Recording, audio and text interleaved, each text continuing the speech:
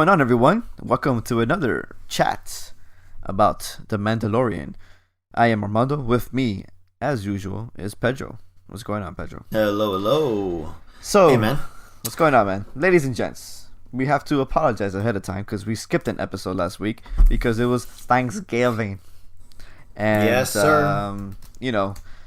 Shit happens. We got distracted and we weren't able to record the latest, the episode 4, The Siege. But don't worry. Worry not. Because we will be talking about episode 4, The Siege, and episode 5, The Jedi, all in this beautiful episode. Baby. Right now. Double-decker episode. Double-decker, man. That's how we're going to do it.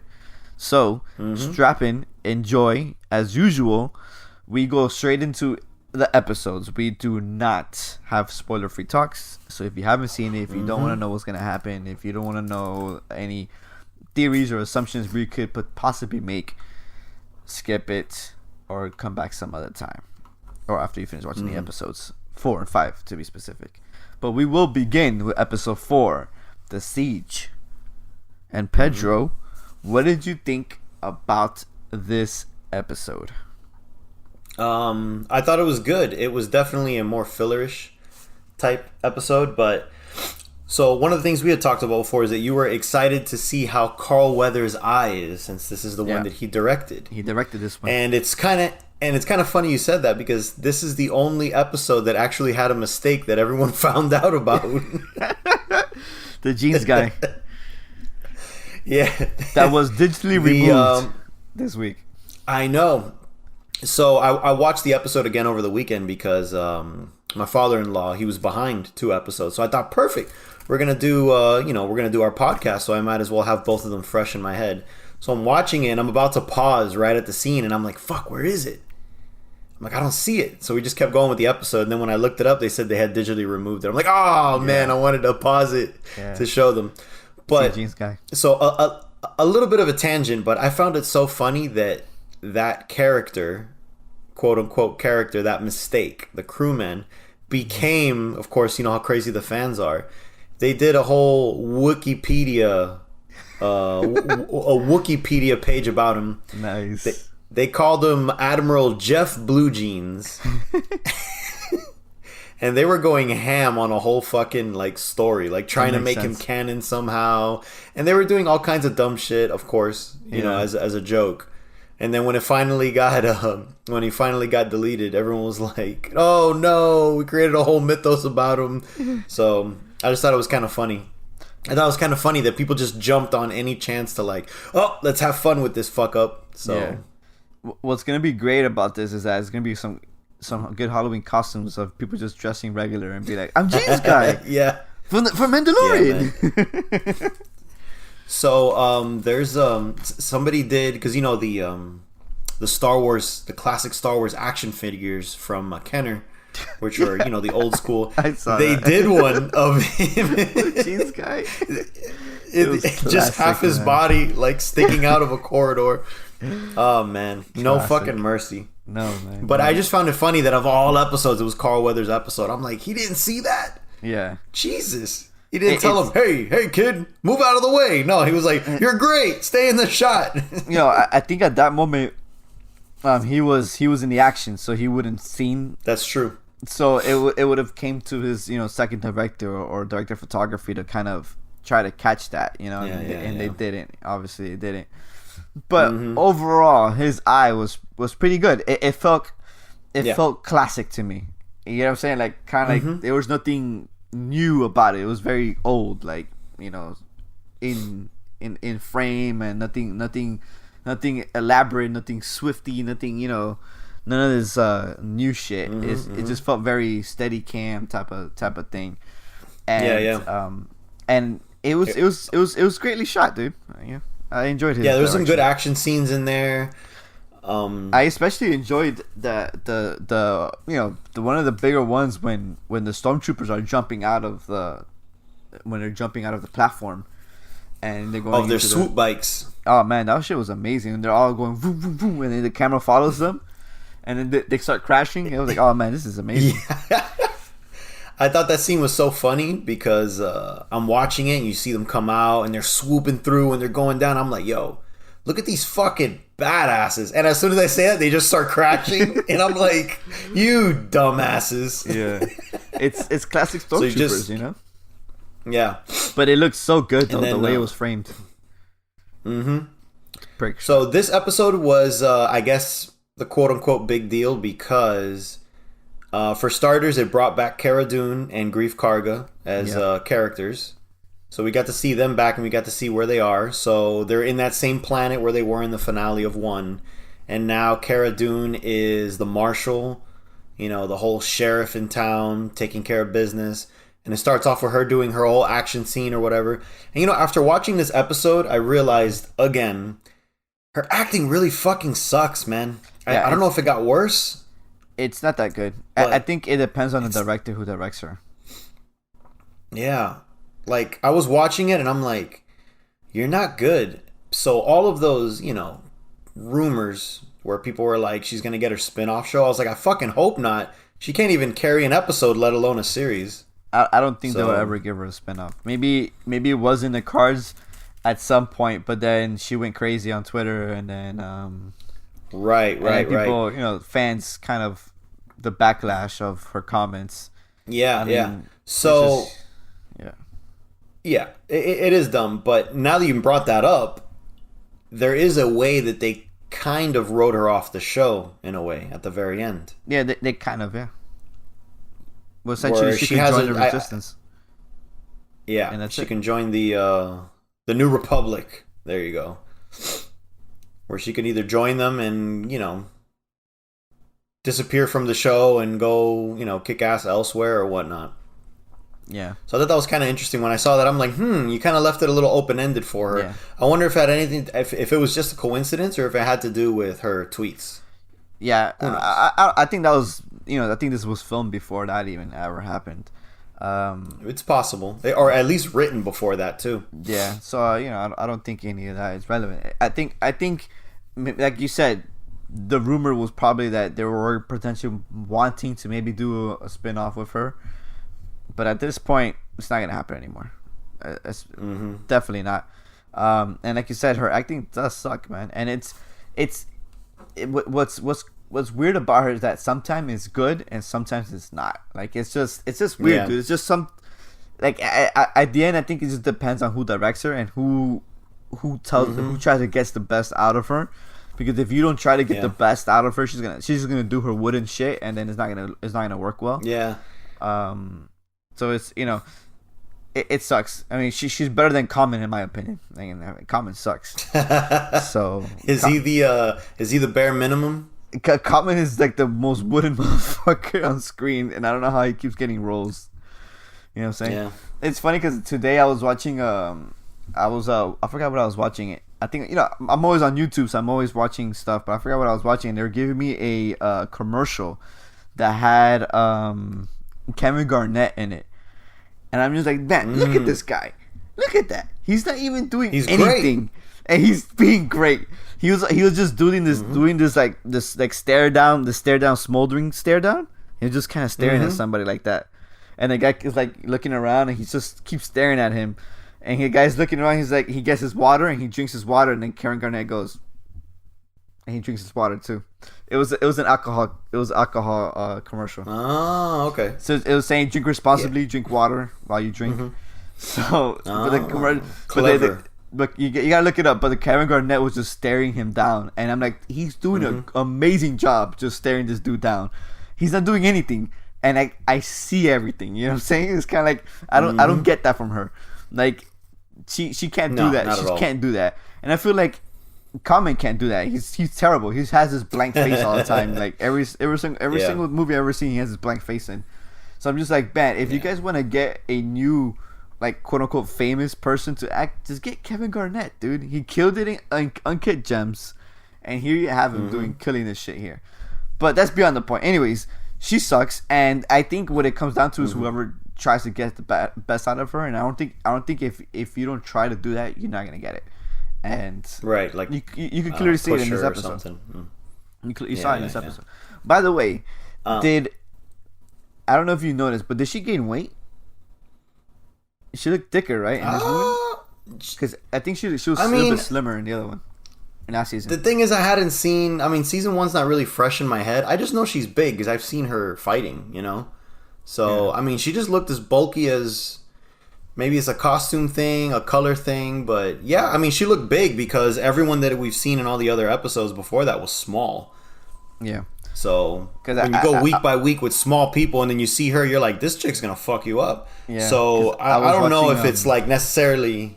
Because a few months ago, I watched some of the first few episodes, and I saw her, and so you did see the couple. I felt like she got thicker.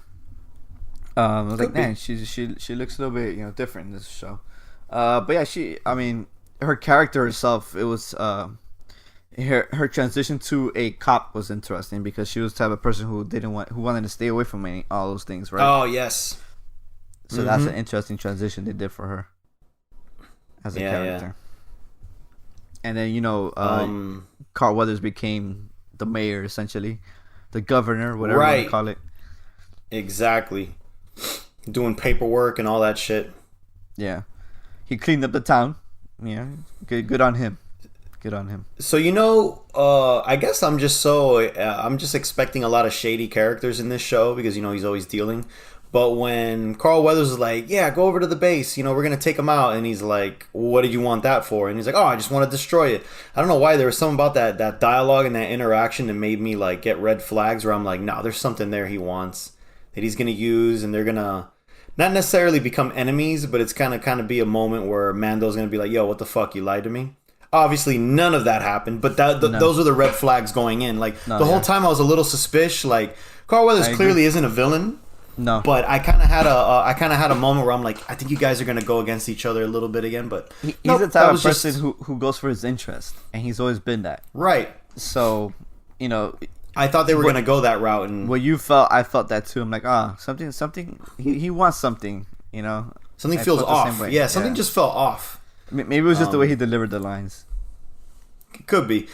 But at one point I was like, oh, that's kind of cool. They are still getting along. But at the same time, I'm like, it would have been nice if there was a little something though. To add to it. Sure. And and then in this episode you get the big reveal, quote unquote, of the episode is that that was a lab of clones, which I keep saying to you that I felt it was a precursor to to what's this guy's name? Snoke. Snoke. So you might be right in a way, but they weren't clones. They were people that they were grabbing and injecting with midichlorians because they kept saying the M count. They need a specimen with a higher M count. So obviously they were So obviously they were injecting them with Baby Yoda because he's still Baby Yoda at this point. We're not at that episode yet. So Baby Yoda. Blood or midichlorians are getting pumped into them, and then it has crazy side effects, and it's like fucking killing them or like mutating. They're doing some weird shit. So yeah, obviously the end game is for that experiment is to have soldiers that can use the Force for sure, or at the very least have a type of spider sense. Yeah. Because that's also something the Force wielders have, where they can almost kind of see into the future for like a split second to be able to dodge things. So that's what I took it as. I didn't necessarily take it as clones, but I guess I took it as clones. Creating, I guess injecting the Force into anything also is kind of what they did with Snoke anyway. So yeah, you might be onto something. That it's part of that. You know why I say that? Because the way No, you first. Oh, okay. No, because I was saying the reason why I say that is because Carl Weathers is like he mentioned somewhere that I don't know why the Republic keeps trying to control the outer regions when not even the Republic could have controlled. I mean, not even the Empire controlled the outer regions. The Empire could have done it. Mm-hmm. So, but that made me feel like there's him saying that it's not a throwaway line, and the whole thing with Palpatine being in the outer regions, because he literally was in the outer regions. I feel like that was his realm, his back end of his realm was in the outer regions. So I feel like that was the beginning that was the beginning, because I know at this point we see that either Palpatine was dead and resurrected himself within a clone of himself or some stupid shit like that. I don't know exactly how he survived, because they're never really clear about that. But I think the consensus was that he downloaded himself to a clone or some shit like that. Yeah, kind of. So I feel like this was him experimenting more with clones to try to get a body that had the power that he needed. Some shit. I don't know. That's why I took it as. Yeah, I don't. The Outer Rim is the outlawed the outlawed section where like the Hutts are and like the outlaws, not necessarily. So the unknown regions is more of where Palpatine was, which is also something that they dive into in Rebels with Thrawn and all that stuff. Mm-hmm. So that's more of that section. So it's not exactly the same. But again, who the fuck knows? With Star Wars, you could change and retcon anything. But I definitely wasn't getting those vibes, though. When you said the Outer Rim, to me, it was really just, this is where all the criminals, this is where the mafia is. Like, they're not even going to try it. Yeah, that's how I viewed it. But yeah, overall, it was a good episode, you know? Mm-hmm. I thought it was good. It's not as good as the next one. No. But wait, before we get to the next one, because I know I'm super excited for the next one too. But there was one theory that I kind of had about Gideon that I kind of liked. So when they finally show Moff Gideon at the end, he's surrounded by these black stormtrooper looking guys. Everyone's thinking they're the dark troopers that were used in, you know, the expanded lore, which are essentially like souped up stormtroopers. Mechs, right? Yeah, some of them are robotic. I guess in another form they ended up just being like super soldier type level. So clearly that's what they're hinting at, whether they're going to be robots or just souped up versions of stormtroopers that are like extra strong or something. Who knows? But I kind of like the idea. Like, they almost look zombified, you know, if they're not robotic. Yeah. They're just kind of just sitting there. So I like the idea of Moff Gideon being a Dr. Frankenstein who's experimenting with different things, you know, the midichlorian counts for the clones or whatnot. He is. At this point, he is. He has his hand in a lot of shit. So I kind of like that idea that they're doing a villain that isn't just... Because, you know, all the Star Wars villains, for the most part, except for maybe Thrawn, they're all about force. Like, oh, he's strong. Oh, he's fast. He's strong. Oh, Grievous, he's strong. Darth Vader's strong. Like, everyone's always got to be stronger. Everyone's always got to be, like, better. And it's like, well, I kind of like the idea of a smarter... Except, what's his name? Tarkin, maybe? Tarkin was not strong. He was just smart. Tarkin was smart, yeah. So Tarkin, Thrawn, and I kind of like that Moff Gideon is going that route as well, where he's more of the outsmart, and in this case, he has his own little niche of... he's kind of like the Lucius Fox of the Empire. The experiments, the Black Ops type shit. I kind of like that idea.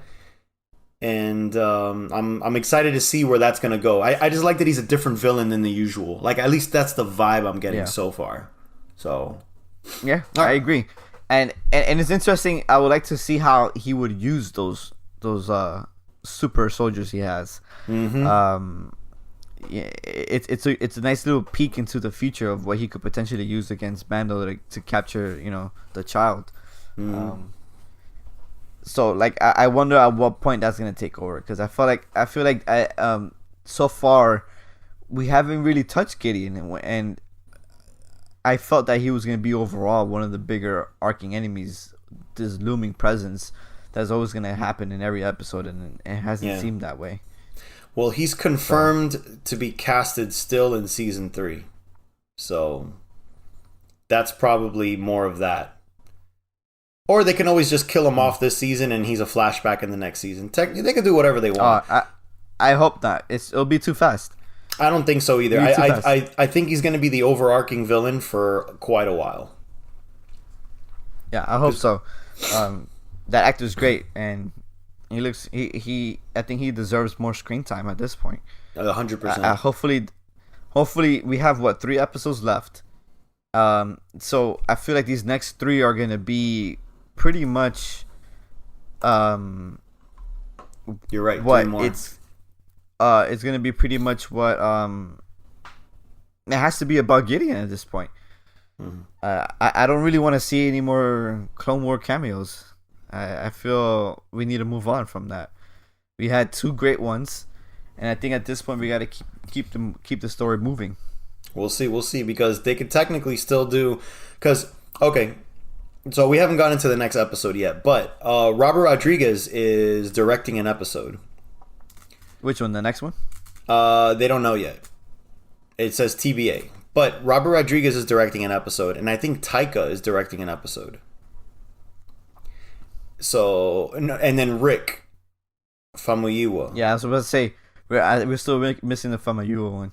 So maybe Taika isn't directing. Maybe I misheard that one. But definitely Rick and definitely Robert Rodriguez. So that leaves the last episode to be a Jon Favreau one, because he always likes to direct his own stuff. So maybe those are the last 3. So I'm thinking the Robert Rodriguez and the Rick one. Well, the Robert Rodriguez, at least that one is going to be filler, I'm guessing. And then maybe the last 2 is where they really start hitting home. Kind of like in season 1. In season 1, the last 2 episodes is where it was pure plot.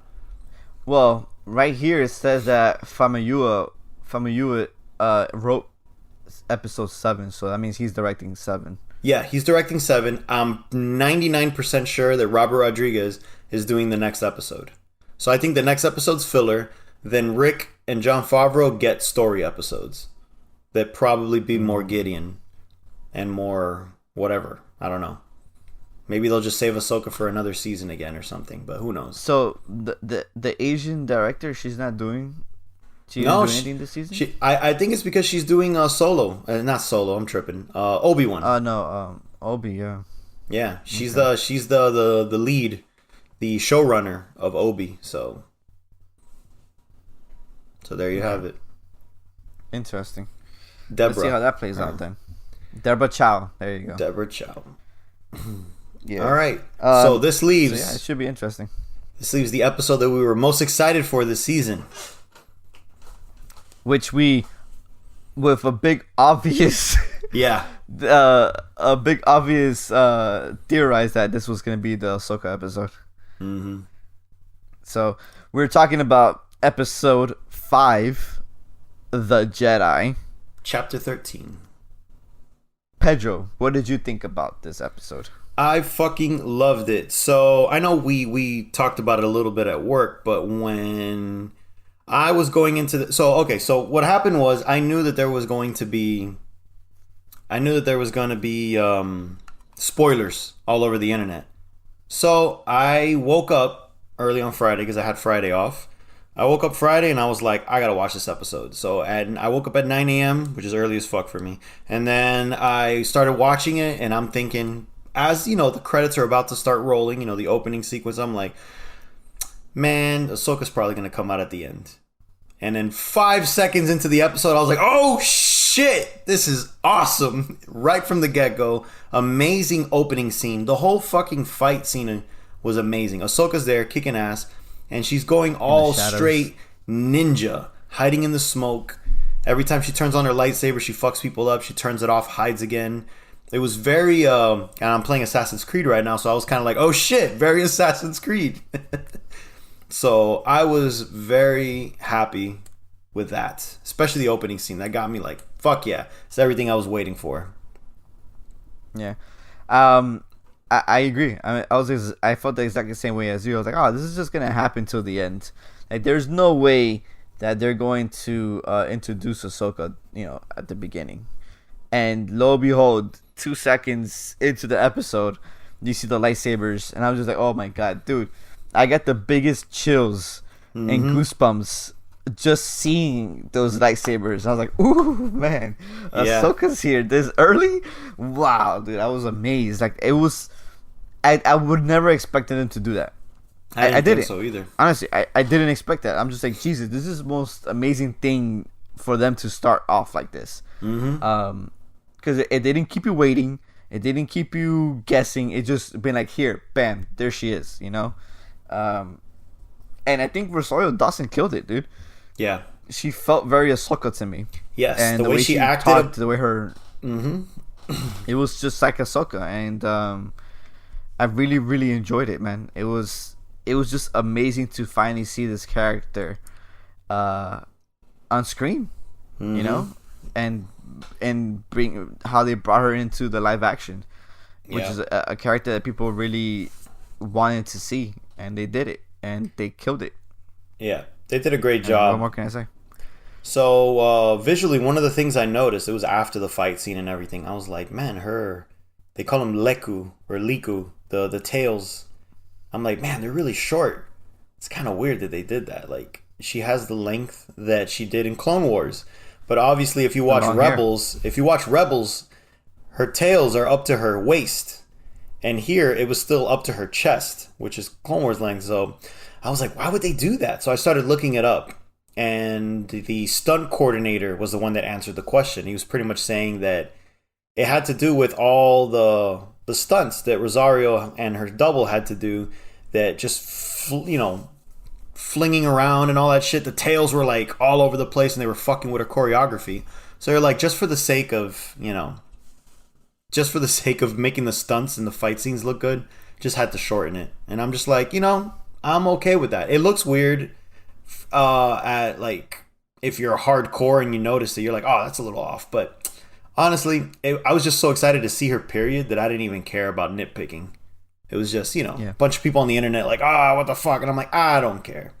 And it makes sense why they would do it, because, that shit is going to fling around. It's a fucking prosthetic. Yeah. When I first saw her and you finally fully see her, that's the first thing I noticed was how short they were. Mm-hmm. I was like, oof, these are very short. But like you said, I didn't care, because she's there. Like, there she is. Like, I didn't give a fuck at that point. Yeah. But I also read that article, and I agree with it for sure. Like, it's practical. So it's a practical effect. So they had to go the practical way, if they wanted to keep it there and have Rosario and her stunt do. Yeah. Rosario stunt that would do crazy stunts. But what I think they should have done is they should have just green screened the rest. I knew you were going to say that. They should have done. So you're saying they should have done what? No, keep it practical, and then at the end, do the green screen tips, and then just green screen the rest.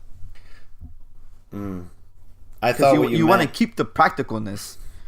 Yeah, I thought what you meant was that they were just going to CG the tails. Period. Kind of like how. No. Damn, what's this fucking guy's name? Snyder. Zack Snyder. He just CG's capes. What, the capes? Yeah. No, but that's for action sequences. And it makes sense. But for her, you needed to see the physical weight of her hair on her head. You couldn't really CG that. It would just look bad. It would look fake. It looked stupid. So I think that they should have just CG'd the tips and made them longer. That's it. Like, maybe they didn't want to spend that much money doing that or whatever. Yeah, they definitely didn't. But I think it would have worked if they wanted to go for that. They the practical with the CG, I think it would have made sense. Because the thing is that those long hairs give her long tails give her that weight of age that she had in Rebels. And Rebels, you saw her age because of how long her tails were. Oh man, she's old now. So the length she had was her clone, like her younger self. It's funny because she looks younger now because of the tails, and then you look at Starbuck as Bo-Katan, and you're like, man, she's really young for like 50s. So it's like, Dave Filoni's like, no, I couldn't let my wifeys look old or some shit. Yeah, for sure, and I'm okay with it. I'm all okay with it. But I think they could have done the practical and the CG, practical on top, CG at the bottom, and I think it would have still looked good. Yeah. Because the thing is that if you notice like in Rebels, if I remember correctly, they didn't really move that much, even when she was in the action. So it's not like they had to do anything weird with that. And plus, she was cloaked, so even the back tail, you barely saw it until she fought that 1-on-1. And the moment when she was hanging out with the child. But I think they could have done it, honestly. I feel like they could have, spent the extra, maybe $20,000 to get it in. I don't know. Whatever, how much it costs to do that. So, plot-wise on the episode, I found it very interesting that this is another one that it seems like it's treating it as filler, but then they start dabbling in big plot points that move it along. So a lot of plot points. A lot of plot points. So you're kind of thinking like, oh, is it another adventure of the week? And you're not wrong. It is an adventure of the week, but it's littered with stuff that progressed the story and revealed a lot of things. So the plot itself of the episode was it reminded me the fuck out of the Yojimbo movie, or like, the remake Fistful of Dollars. The whole city that's under like rule and everyone's too scared to talk to the protagonist when he's there. And then they think the protagonist is like a badass hotshot, so they try to hire him to take out the competition. And what he ends up doing is just having them fight each other until there's no one left. And then the town is saved. So it's just like, yeah, that's exactly what happened this episode. It's totally Yojimbo, just Star Wars out, which is interesting because Dave Filoni's always done that. He's always used the Kurosawa movies like Seven Samurai, stuff like that in his Clone Wars episodes. So it seems like he's continuing that. If you're gonna steal from the great. So I just thought that was kind of interesting. A lot of the shots reminded me a lot of Yojimbo, especially the one where Ahsoka goes back to actually fight in the at the end in the town, and then there's all the soldiers on one side, the HKs and everything, and then her on the other. Just that shot, I was like, yep, this is totally Kurosawa. So I thought that was really cool. It was a nice throwback.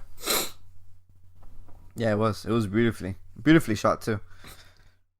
Did you recognize the actor that played as the Muscle for the bad guys? No. That's Michael Biehn.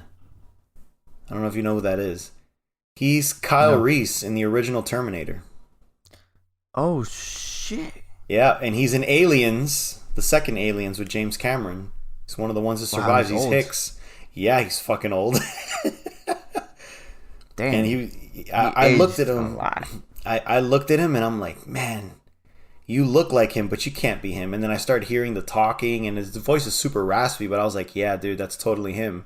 He got fucking old. Because, the last time I saw him was like early 2000s. So, it's been about 20 years. So I suppose it makes sense that he would look like that. But it's just so crazy because,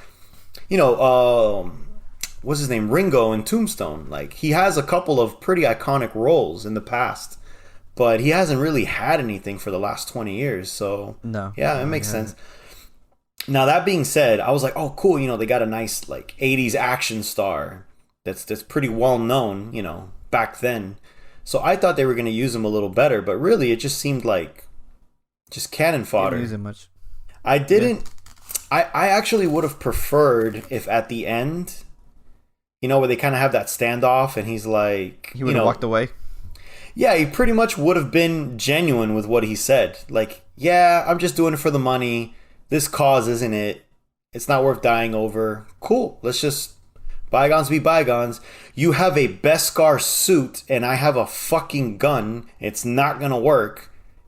So instead he goes for the whole shooting and then he shoots him and I'm like, really? We did that? Yeah. Whatever. That was my thing, my gripe. I'm like, it would have been cool if he would have just been kept in the back pocket for like a use in the future. Either they work together or he ends up working with the villains again, and he's like, you again. He's like, yep, I just keep choosing the wrong side, huh? Or whatever, anything.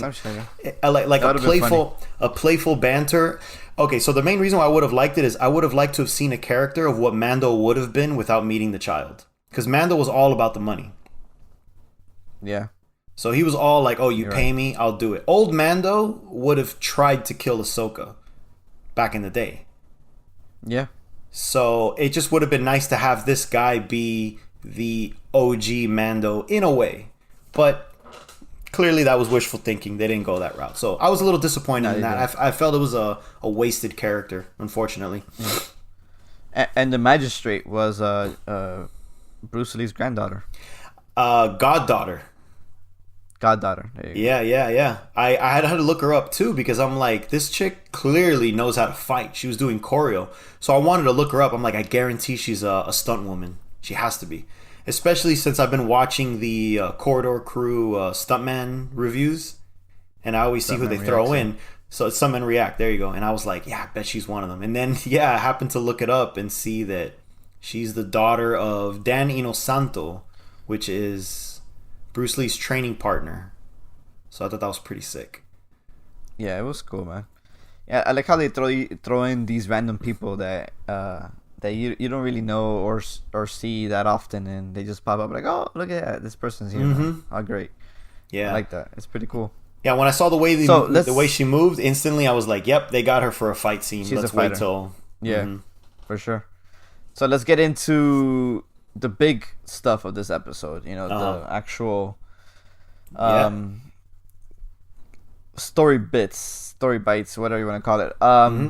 We finally revealed the child's name. Yeah. Which was pretty cool. Grogu. I like it. It's a nice name. Weird, but nice. It's Star Wars enough to work, you know? It's Star Wars enough to work, yeah. I did enjoy that she had this telepathic communication with him. You know, that it was just this force. The force essentially was feeding the conversation. Right. I really enjoyed that aspect, you know, because you could tell that the child was kind of excited to actually like talk to someone about shit, you know. Yeah, and we find out a lot about him. I thought it was so cool that as soon as she says, you know, his name is Grogu, and you see Baby Yoda go, ooh, and like kind of look in the direction, yeah, like ooh, and then Mando goes Grogu, and that's when he goes ooh, and like looks at him. So like, so that was like confirmation, like yep, that's definitely his name. He's reacting to it, and he got into super dad mode, like the most dad mode that he's ever been in, which I thought was pretty funny. He's like, come on, you can do it, move the rock. And of course he won't move the rock. And then we know already in the very beginning he was playing with that sphere, you know, trying to get it.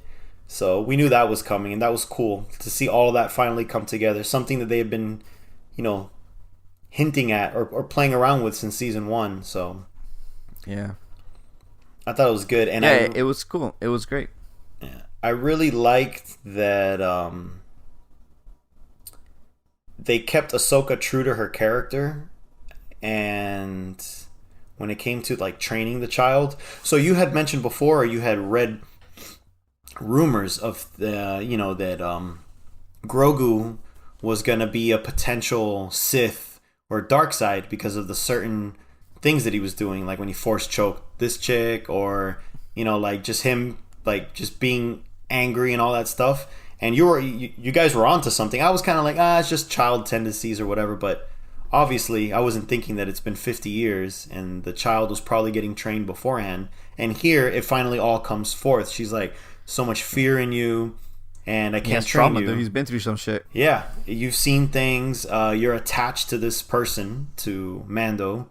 And if anything were to happen to him, you would lose your shit and probably kill everyone around you with your force powers. So her saying that I won't train him because I've seen what it does to the best of us, I was like, ooh. I was like, I felt that shit. I was like, damn. Yeah. She's right. Like, that's totally, it's totally in character for her. Yeah, it is. It is. Because, so, yeah. I was reading, No, I was reading it. I was reading an article that, you know, I'm pretty sure you probably saw it too.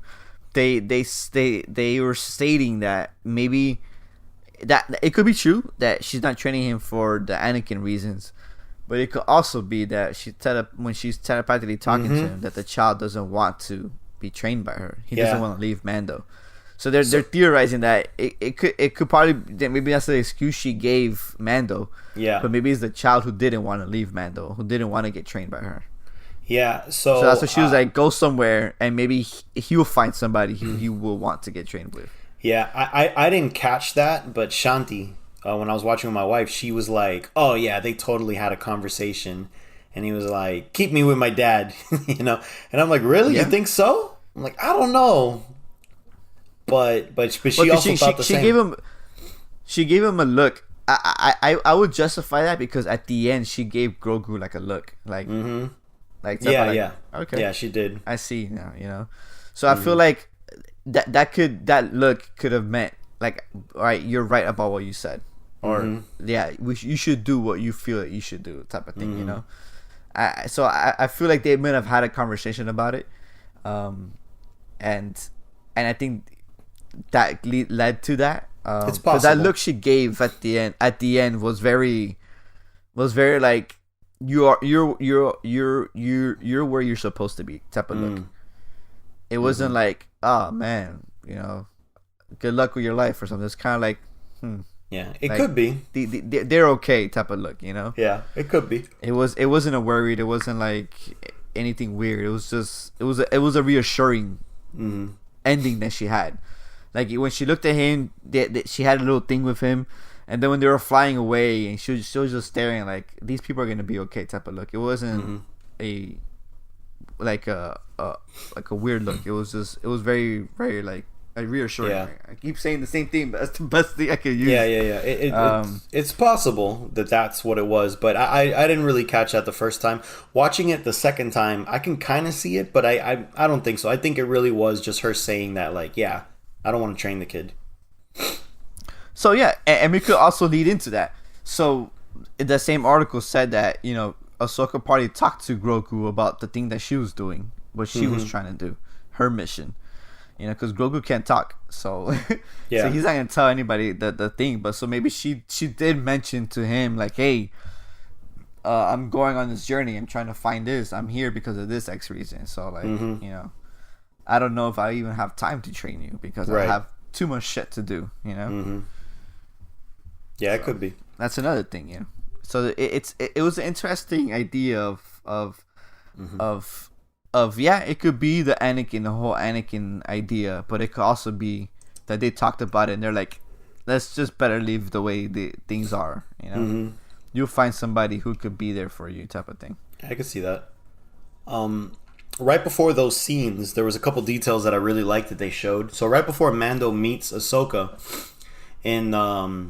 on top of the tree, you can see that Morai is there, which is the owl, which is essentially like the spirit animal embodiment of light side. That's kind of her guardian angel type thing. There's a lot going on. Yep. As soon as I saw it immediately. I was like, oh shit, there it is. She's coming out. Yeah. And that's the first thing I saw too. And when she came out and she fucking started slashing, I was like, oh shit. And when this dude started blocking it with his Beskar, I was shocked because I was like, wow, I didn't know Beskar was that fucking strong. Me neither. I was like, okay. But that also makes saw the cat sense. Too. Yeah, the Loth cat came out. But the Beskar being that strong also makes perfect sense because the Jedi and the Mandalorians had a very like bloody war, Old Republic times, So them saying that kind of solidify Old Republic. At least parts of it, because they like to pick and choose their cannons, kind of like Thrawn and so on. So they're like, oh, I like this, let me keep this. So yeah, it kind of solidifies parts of Old Republic for sure. But when I saw that, I kind of started putting two and two together. I'm like, oh, so that's how they were able to fight against Jedi, because their armor was fucking awesome, and they're the only ones that know how to make Beskar like that. That's why when the Empire had it, they just had it in those little bricks. They didn't know how to solidify it into anything. Yeah. So I was like, pretty cool. But that being said, Beskar is super fucking like crazy strong then, because he's taking all these hits. He's taking lightsaber blasts. I'm just like, this guy's practically in God mode right now. Like, he's got that Game Shark on, man. He does. Unlimited health at this point. But it makes sense, like you said, because they of that war. How else would you fight the Jedi if you didn't have the best armor possible? If you didn't have the armor, yeah. It all makes sense. Yeah. That was pretty cool, that whole idea. But yeah, so let's have a conversation about what Ahsoka said to the Mando, that he has to go to the Jedi planet, right, and put Grogu into the altar. Yeah, so he could reach out into the Force. Yeah, so the planet's called Tython, and Tython, supposedly, according to legends, because things are being canon little by little, but according to legends, that's the birthplace of the Jedi, with the first Jedi Temple. But of course, Rian Johnson gave us Last Jedi, and Last Jedi said that Ahch-To is the first Jedi Temple. So we'll see who wins that war when it comes to what's the real canon. Clearly Mandalorian. Yeah. Nobody gives a fuck about the sequel trilogy. Yeah. So I thought that was kind of interesting. They're slowly what do they call that when they change something? They're slowly retconning their own new stuff. Yeah. So So pretty much get to Tython, get to the first Jedi Temple, and put Grogu atop and see who comes, and it'll call a Jedi. So I've seen some rumors saying that maybe it won't be a Jedi, maybe it'll be a Sith. But then I'm thinking, who the fuck could that possibly be? Because Maul is dead. So I don't know. I'm thinking it is a Jedi, but which Jedi? And I know we had a little bit of that conversation earlier. Yeah, we could have it again. So who do you think? So I have a few possibilities, but my big one is the one that you agree with. I think it's going to be Ezra. Yeah. But it could also technically, just because the timeline syncs up and they want to bring in this actor, supposedly it could be Luke, because they want to have Sebastian Stan play as Luke. It's possible. But there's a couple other ones that they can play around with. So Cal Kestis from the video games. And they have the actor. And then there's Quinlan Voss, which was from Clone Wars, with the paint on his face, the black dude. He survives, and even George Lucas confirmed that he stayed alive on purpose to be used later. No one has been using him, which is kind of disappointing. So technically, you can go that route too. So out of the top of my head, big with the feelings. Yeah, out of the top of my head, those are 4 Jedi that can show up. But I'm leaning more towards Ezra, just because it's kind of Dave Filoni's baby. And, if you brought up Thrawn anyways, you might as well bring up Ezra, since they're both part of the same and that's thing. where and that's where I agree with you, right? Because it's the whole thing with, this is Dave Filoni trying to complete his long journey at this point, Ahsoka's looking for Thrawn. Last thing we know about Thrawn is that he got hyperspace along with Ezra. Yeah. So I think she's looking for Thrawn in order to find Ezra. That's the whole reason why she's doing this. It's not because she's trying to find Thrawn to kill him or anything. She's just trying to find Ezra.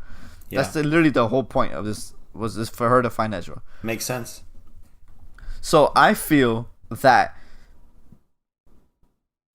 Ezra finds them before Ahsoka finds Ezra, right? Mm-hmm. And the reason why I think Ezra will be the right fit is, like I was telling you earlier, Ezra was not trained in a proper Jedi way. Right. Ezra was a Force-sensitive child that was going through trauma, because he was his parents died. He was left alone. He was essentially Aladdin, but with superpowers, right? Right. And so he was trained at an old age by was it Kanan? I forgot his name right now. Kanan Jarrus. Kanan. He was trained by Kanan, and Kanan didn't train him in the proper Jedi way. He taught him Jedi stuff, but he didn't teach him the Jedi code. Because Kanan himself was attached to people. He was right. He felt all those things, right? The same thing that Ezra had. Ezra had darkness in him, and he was able to overcome it because of Kanan and not being trained in the proper Jedi way. Because I think if he was trained in the proper Jedi way, he would have turned over to the dark side. Right. But the fact that he doesn't do that, he's Ezra's also a Jedi who feels. Yeah. He's a very feeling type of Jedi, and it could just perfectly. He could train the child perfectly. Can you say this is almost like a segue? It's almost a segue into their version, the Disney canon version of Grey Jedi. Well, that's what The Last Jedi should have done. Right. What I'm saying? I've been saying this for the longest time. Like, they need to introduce the Grey Jedis, because the whole point is that is the essential balance of the light and dark. That is the balance of the Force. You being able to control your lightness, control your darkness, and have light at the same time. That's literally, you are literally the balance in the Force. Yeah. And the Jedi way close you off from humanity, and the Sith dug in too much into the humanity, like into your your what is it? Your humano, what is it? Needs or whatever it is called. Your humano instincts or whatever. I forgot how to. Your primal instincts. Exactly. So it's kind of like you need both of them. You can't have one or the other. You need to have both in order to be a complete person. Exactly. So this should lead into that, and I hope it does. Yeah, it'd be nice because Ahsoka is kind of there. Ahsoka's kind of there if you think about it. Ahsoka is a person who left the Jedi Order, but she still maintained her Jedi ways. But she still was able to be human about her Jedi ways. You know, she was never like, oh, you know, fuck everybody, I'm gonna do the code, anything the code says. You know, she wasn't like that. Yeah. So, it's I think that's a very important thing in Star Wars that needs to happen. Yeah. I'm interested in seeing how it is because Thrawn, you know, Thrawn's had like 6 books maybe told about him right now, and diving into that because you know there's big rumors. It's almost confirmed at this point that Ahsoka's gonna have her own spin-off show. So maybe the spin-off show is gonna be her with, you know, pretty much the ending of Rebels. If you think about it, it'll be the ending of Rebels. And when I think about that, it makes me realize that Ezra's not going to be the one in Mando when he gets to the temple. Because Ezra is going to be in the unknown regions with the Chiss, which is Thrawn's race, with Sabine and Ahsoka. I think that's going to be, that live action is going to be the Rebels sequel. So that's why, I mean, Ezra does make sense for what we're saying. You know, aren't many Jedi left. Let's see who trains Grogu. But the more I think about it, the more I think, no, it's totally going to be in the spin-off show. There's going to be something else, someone else that's going to pop up in that scene. Maybe even a whole other original character they'll tie in. Who knows? Because that whole Thrawn storyline of the Chiss ascendancy, that's what they call themselves. They're like an isolationist group that they go around and they pretty much input spies to see who can be their allies or who they can turn against or who they can destroy. So there's so much plot in there that hasn't been developed yet. So that's going to be a whole other show. They're not going to fuck around with Mandalorian with that plot. Mandalorian's pretty much adventure of the week with a little bit of story. So yeah, the more I think about it, that's definitely going to be its own thing. Yeah, I mean, you're absolutely right. I mean, that whole Thrawn and I mean, we even tried to guess at, you know, we tried to theorize about that in the beginning of this whole review we were doing. That Thrawn and Ezra are very important to someone's story, and it's mostly the story that's important here is Sabine and what's her name, and Ahsoka. So that is definitely all gonna lead to that, and it has to lead to that because there's that Rebel story has to finish up, has to wrap up, because we have no idea where either Ezra went, or I mean where Ezra and Thrawn went to, right? Because we don't know at what point. We don't know what happened to them. That's literally what happens at the end of Rebels, that they disappeared into the ether. The warp. They get warped to like fucking light speed to somewhere else. Yeah. Yeah. So it makes sense that there's like the potential spin-off for Ahsoka would detail all that, and that they wouldn't, you know, this is essentially the backdoor pilot to that. Yeah. And it makes sense that it wouldn't happen in Mando, because it's just too big of a story. There's too much shit there. Yeah, there's a lot. And like hopefully let's see. Hopefully they actually do that, because I mean we need to wrap up that loose end. You know, Filoni was able to wrap up Clone Wars, and now he needs to wrap up Rebels. Yeah. And I think this is how he's gonna do it. 100%. Yeah. You know, I'm excited to see where it goes, man. I'm excited to see what spin-offs, because Bob Iger said that they're going to do multiple spin-offs off of Mandalorian. So I can think of Boba Fett right now. You have a few already. Boba Fett and Boba Fett's going to have one. Ahsoka. You have the Cassian Andor show. You have well, yeah, but I mean spin-off of Mandalorian specifically is what Bob Iger said. Oh. Which is just 2 right now. Yeah. Cuz I know you got Obi-Wan and you got Cassian, but you know, those have been in the works for a long time. Yeah. That makes sense. So I want to mention something to you before we wrap this up. Mhm. There is a the theory or idea that this episode takes place before the ending of Rebels. Good thing you brought that up, because I was actually just reading about it. So I need to watch that scene again, but I remember that, you know, Ahsoka shows up to, where was it? Wherever Sabine was. It was the ending of Lothal. And then that's when she recruits her there. So, I mean, I guess it's possible, because she came in with the cloak. She has the cloak in the Mandalorian. And it's not white, though.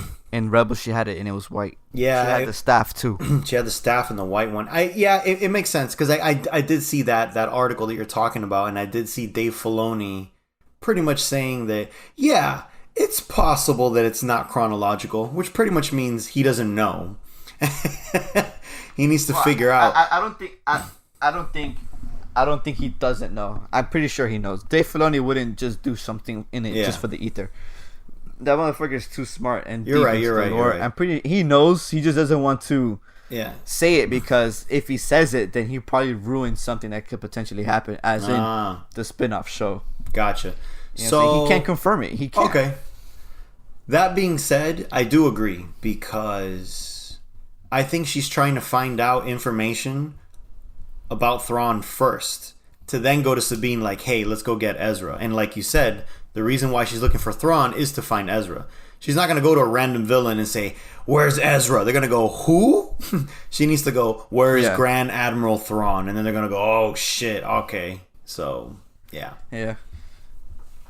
Yeah, I do feel that this happened right before the ending of Rebels. Yeah, I agree with that, because it's true. You don't know how much time has passed, because they go back to Lothal. Yeah, and that's also a good way of writing into the universe of where Sabine has been this whole time. She's been on Lothal keeping order. It makes sense. Yeah, because essentially in the ending, some time has clearly passed. Cause they don't really say how much time has passed. Mm-hmm. All we know is that the ending of Rebels happened after the Empire fell. That's all you know. Mm-hmm. But we don't know how much time after it happens, because Hera had a child with You're Kanan, right. Hera did. Yeah, Hera did have a child. Kanan. And that child looked like he was like 9 years old or 8 years old, something like that. So we don't actually really know how much time was in those chapters, because it was just like these flashes of what has happened to these characters. Mm-hmm. So that ending scene could be right after, could be 9 years, could be 12 years. We don't really know. I had forgotten about that. She's like she's like piloting with her kid, right? Exactly. So that's what I'm saying. Like, we don't really know. We don't really know the timeline. They don't really say timeline. They just say, oh, after the Empire fell, and then, you know, they start talking about shit and that they were doing. Yeah. But we don't really know exactly how much time has passed, unless they said it, and I don't remember. But I don't remember them ever. No, I don't think they mentioned it either. I'll have to watch that last part of the episode again, though, just to get a refresher.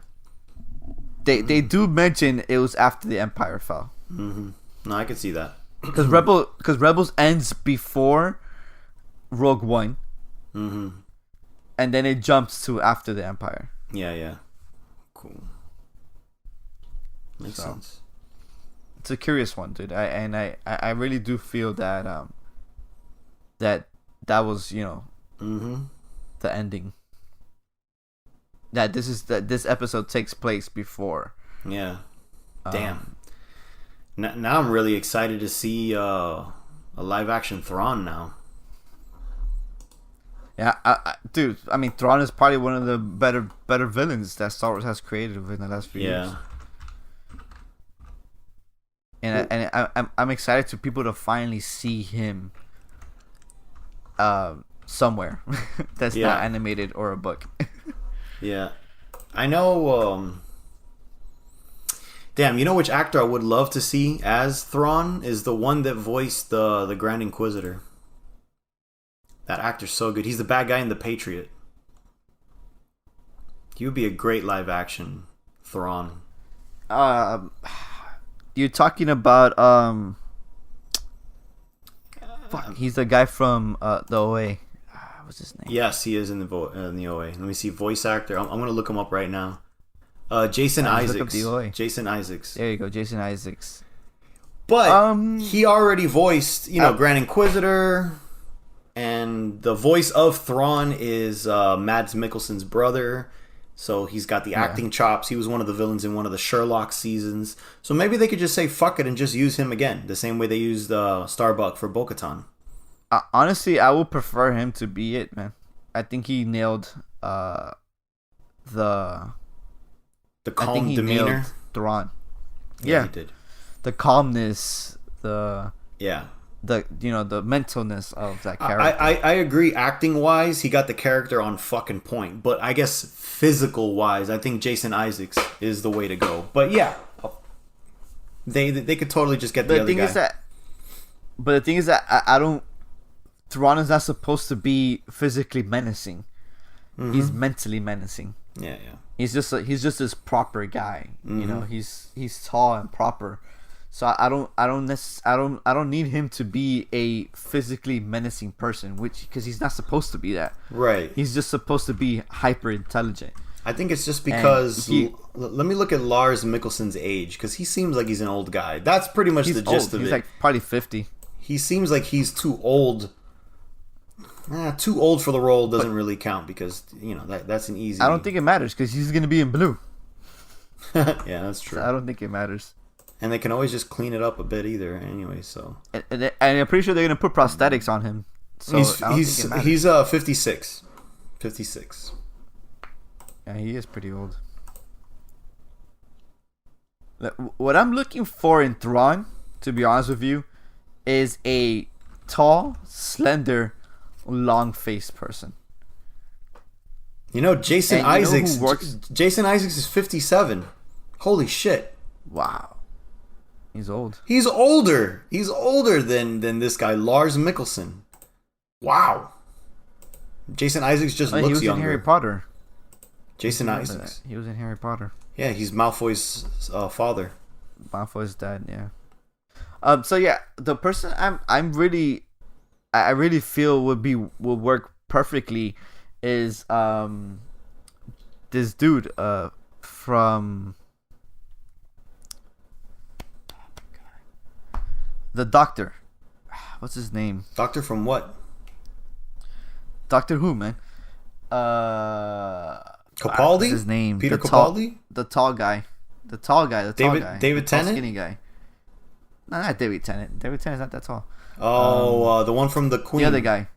The Crown. Yes, the guy Crown. from The Queen. The Crown. What's his name? Matt something. Yeah, Matt. I'll look for it right now. Yeah, I'm gonna put Doctor Who Matt. Smith. Matt Smith. Matt Smith. Yeah, he.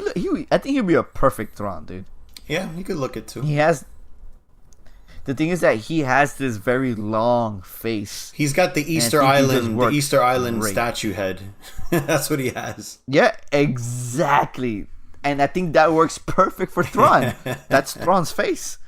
Yeah. So I don't know. I think he would work, and he's tall and skinny, and I think he could really pull off the douchey, not douchey, but the calm demeanor that Thrawn needs. Yeah, it could work. And Matt Smith was supposed to be in one of these. He was supposed to be in one of these movies. He was supposed to be in Rise of Skywalker, right? Mm-hmm. I think he was supposed to be young Sidious, right, or something like that. That was a rumor, like a clone or something. Yeah. So I don't know, man. Maybe they tell him, "I'm sorry, Matt, for fucking you over, but guess what? You're Thrawn now. You're Thrawn. You're the fan favorite villain. Nice. It could work. He goes from being a doctor to the fan favorite. Yeah, man. Yeah, that would be good. And if you see him in the crown, he really has that demeanor. He has the Thrawn demeanor. Nice. So I think he could pull it off, man. Well, I really do. I'm definitely excited for more Star Wars. Excited for these spin-offs. And any sequel of Rebels is hell yeah, man. Can't wait. Yeah, man. Any last thoughts about these 2 episodes, Pedro?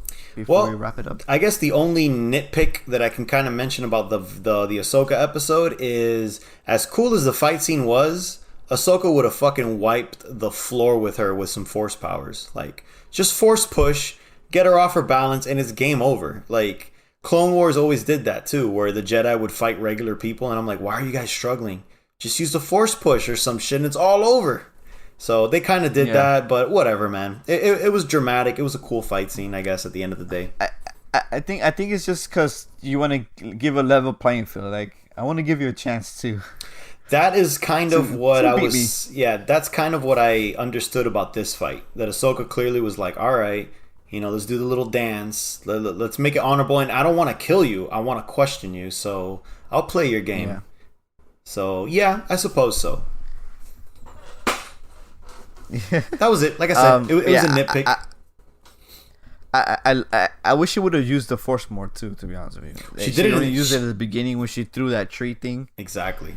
And then when she jumped up to the platform, that's another force thing. But apart from that, she didn't really do anything. Real quick before we leave, the droids were HKs, and if you are a fan of KOTOR, the HKs are those assassin droids that talk shit and call humans meat bags. Yeah. I was kind of hoping they would do that reference, but an HK reference is good enough for me. Yeah. And Dave Filoni, we trust, man. Yep. That guy knows his Star Wars lore, man. That's right. He loves that shit. But yeah, let us know what you thought about this episode. What did you think of Ahsoka? Do you know anything about Ahsoka? Were you lost? Be like, who the hell is this Jedi chick? Where she's from? What is she doing?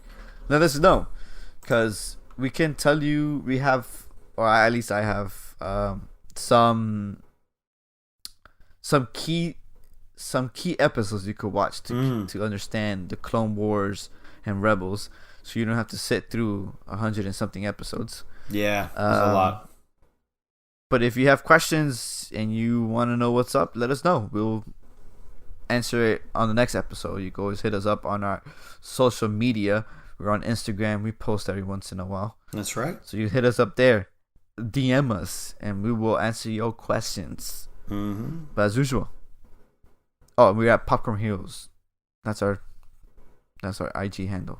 That's right. In case you didn't know. In case you didn't know. Anyways, till next time. Bye-bye.